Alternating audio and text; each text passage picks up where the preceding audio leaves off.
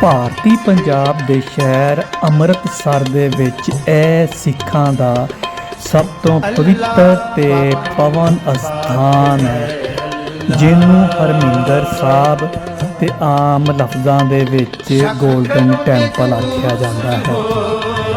ਇਹਦੀ ਬੁਨਿਆਦ ਸਿੱਖਾਂ ਦੇ ਪੰਜਵੇਂ ਗੁਰੂ ਅਰਜਨ ਦੇਵ ਜੀ ਹੁਣਾਂ ਨੇ ਰੱਖੀ ਸੀ।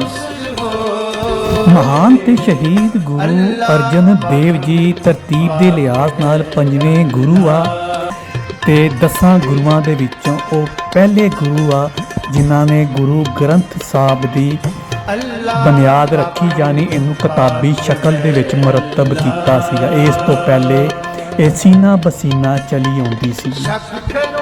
ਮਹਾਨ ਤੇ ਸ਼ਹੀਦ ਗੁਰੂ ਅਰਜਨ ਦੇਵ ਜੀ ਨੇ ਜਦੋਂ ਇਸ ਸਰੋਵਰ ਦੇ ਕੰਢੇ ਤੇ ਗੁਰਦੁਆਰਾ ਸਾਹਿਬ ਬਣਾਉਣ ਦੀ ਨੀਂਹ ਰੱਖਣ ਦਾ ਸੋਚਿਆ ਕਿ ਉਹ ਇਸ ਵਿਚਾਰ 'ਚ ਪੈ ਗਏ ਕਿ ਇਹ ਨੀਂਹ ਦੀ ਪਹਿਲੀ ਇੱਟ ਕੌਣ ਰੱਖੂ। ਨੀਂਹ ਦੀ ਪਹਿਲੀ ਇੱਟ ਕੌਣ ਰੱਖੂ, ਇਸ ਵਿਚਾਰ ਦੇ ਵਿੱਚ 2 ਤੋਂ 3 ਵਰਸ਼ ਬੀਤ ਗਏ। ਇੱਕ ਸਵੇਰੇ ਜਦੋਂ ਗੁਰੂ ਜੀ ਸੌਂ ਕੇ ਉੱਠੇ ਤੇ ਉਹਨਾਂ ਨੇ ਲਾਹੌਰ ਜਾਣ ਦਾ ਪਲਾਨ ਕਰ ਲਿਆ। ਸਭ ਨੇ ਆਖਿਆ ਕਿ ਗੁਰੂ ਜੀ ਤੁਸੀਂ ਲਾਹੌਰ ਕੀ ਲੈਣ ਚੱਲੇ ਜੇ, ਤੇ ਆਪ ਨੇ ਕਿਹਾ ਚਲੋ ਮੇਰੇ ਨਾਲ।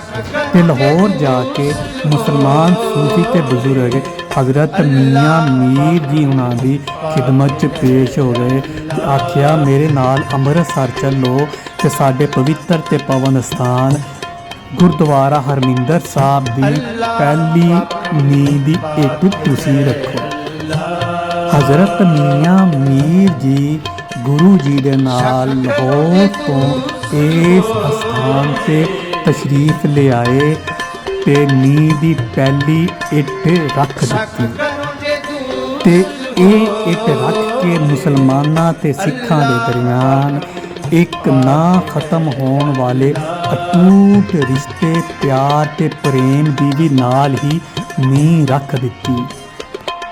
13 ਜਨਵਰੀ 1588 ਦੇ ਸਮੇਂ ਦੀ ਨੀਂਹ ਰੱਖੀ ਹੋਈ ਤੇ ਇਹ ਪਵਿੱਤਰ ਤੇ ਪਵਨ ਗੁਰਦੁਆਰਾ ਸਾਹਿਬ ਹਰਮਿੰਦਰ ਸਾਹਿਬ ਕਾਇਮ ਹੈ।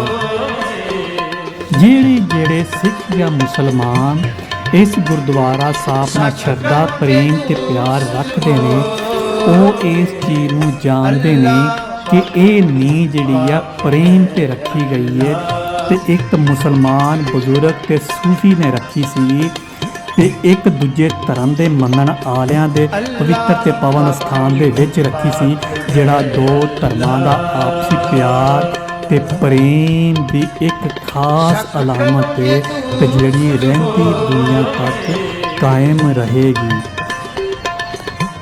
ਹਜ਼ਰਤ ਮੀਆਂ ਮੀਰ ਉਹ ਸੂਫੀ ਬਜ਼ੁਰਗ ਸੀਗੇ ਜਿਨ੍ਹਾਂ ਦੇ ਦਰ ਤੇ ਜਹਾਂਗੀਰ ਤੇ ਸ਼ਾਹਜਹਾਂ ਵਰਗੇ ਬਾਦਸ਼ਾਹ ਵੀ ਮੱਥਾ ਟੇਕਦੇ ਸੀਗੇ ਤੇ ਉਹ ਬਜ਼ੁਰਗ ਸੀਗੇ ਜਿਨ੍ਹਾਂ ਨੇ ਗੁਰੂ ਅਰਜਨ ਦੇਵ ਜੀ ਦੀ ਸ਼ਹਾਦਤ ਦੇ ਵੇਲੇ ਹਾਂ ਦਾ ਨਾਰਾ ਮਾਰਿਆ ਸੀਗਾ ਤੇ ਆਖਿਆ ਸੀਗਾ ਵਕਤ ਦਿਆਂ ਬਾਦਸ਼ਾਹਾਂ ਨੂੰ ਕਿ ਇਹ ਤੁਸੀਂ ਜ਼ੁਲਮ ਕੀਤਾ ਹੈ, ਨਾਹਕ ਕਤਲ ਕੀਤਾ ਹੈ, ਜਿਹੜਾ ਰਹਿੰਦੀ ਦੁਨੀਆ ਤੱਕ ਤੁਹਾਡੇ ਮੱਥੇ ਉੱਤੇ ਲੱਗਿਆ ਰਹੇਗਾ।